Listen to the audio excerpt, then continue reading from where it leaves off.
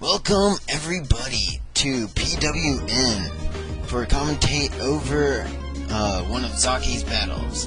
This is the 5th gym battle for the Pokemon Lance League. This is the gym battle versus King Dawn 9162 for his Ice Gym battle. Zaki graciously let us watch his team and move selections for this. Both teams look very sturdy and can take in a long haul. King Dawn going with his classic hail for his ice team.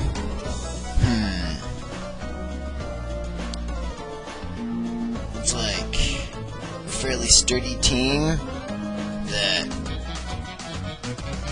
looks like it has a little trick on its sleeve.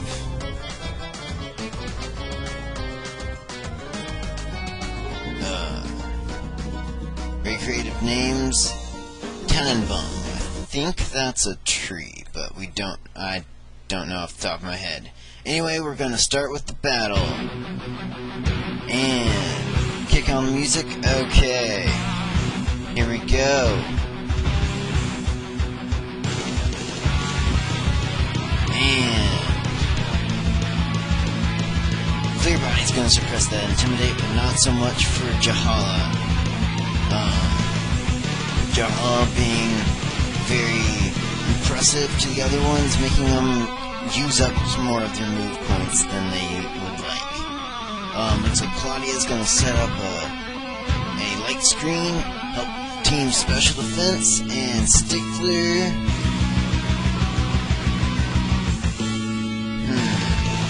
Deciding on that Stealth Rocks. No, not going to go for Stealth Rocks yet. Going to go for a Yawn. Try to put something to sleep. Never really understood why Yawn put something to sleep, because, yawns are typically a response to carbon dioxide, meaning you need to get rid of more carbon dioxide than normal, but I guess it could indicate that you're sleepy.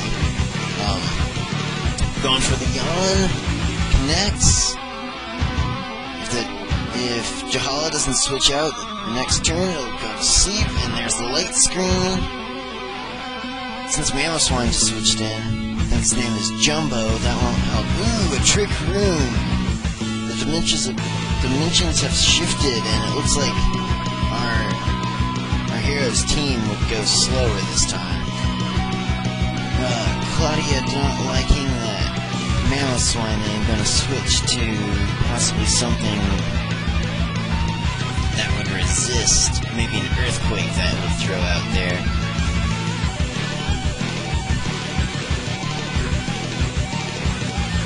Yep, gonna throw out Schneider. Flying type would cancel any earthquake that comes out. Now we're gonna set up Stealth Rocks. That's good, that's good. Wait, thinking about it. I think at this point, might be checking the rules. Pokélance, for some gym leaders, have just found out, or just added into the rules of entry hazards and entry hazards clause, where spikes or toxic spikes or stealth rocks are forbidden to be used. So I think he's just checking up on that before he gives the go to Stickler. Never really made any sense why floating psychic type could throw out rocks that are pointing to the other team, but whatever. Seems like it's taking a bit longer than normal. Oh well. I think all of the elves, they're elves, yeah. Elves, fairies, all the elves sprites can throw rocks that hurt the enemy on entry, which really made no sense.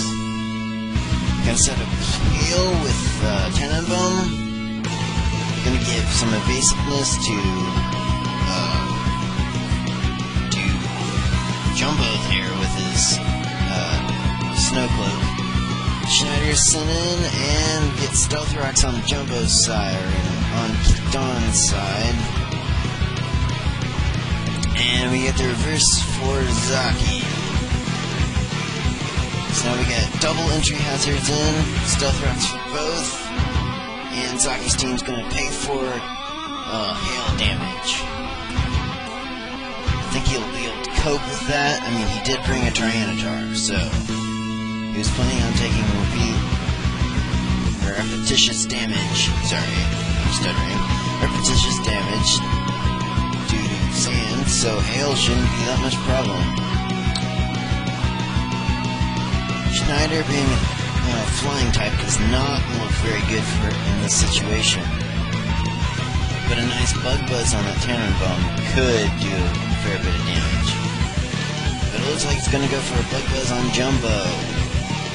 Maybe just to get it out of the way. And Stickler with the yawn. Second yawn, not breaking the sleep clause. The other one did not go to sleep. We have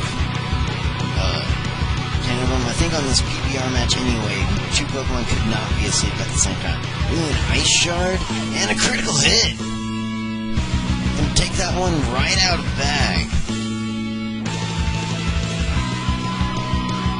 And Schneider sent back.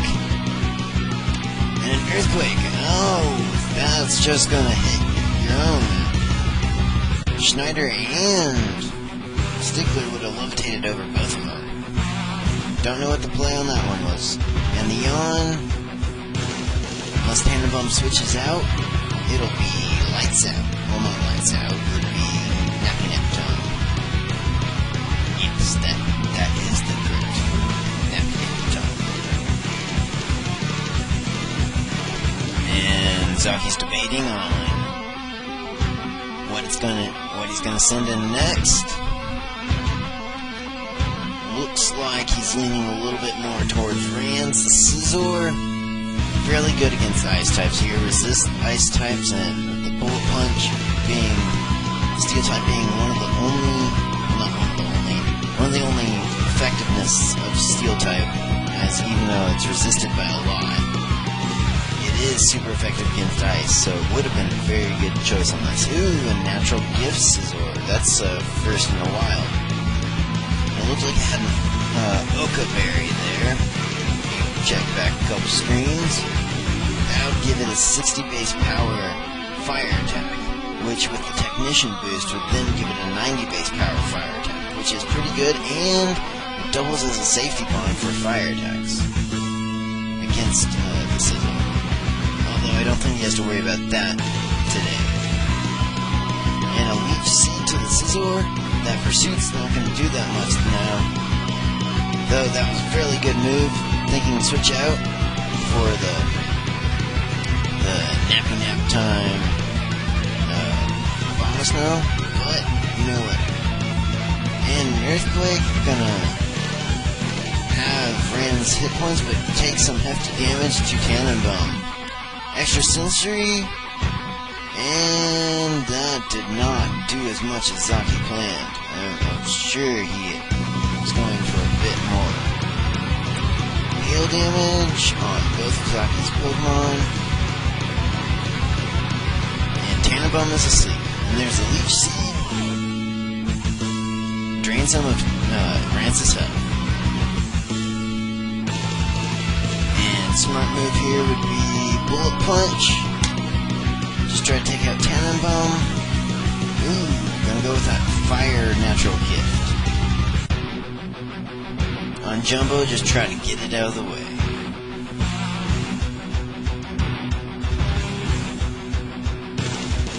44 HP, we don't know whether it can survive an Earthquake or not.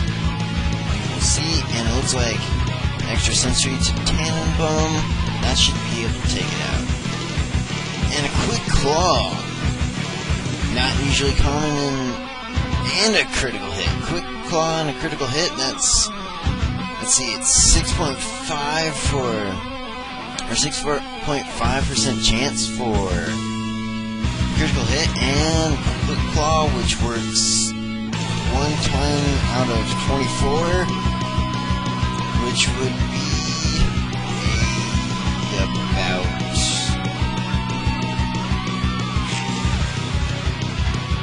4% chance, so we're looking at about 3% chance, 4% chance on that one. Maybe even less. probably a 1% chance that double hitting in. Back out with Johanna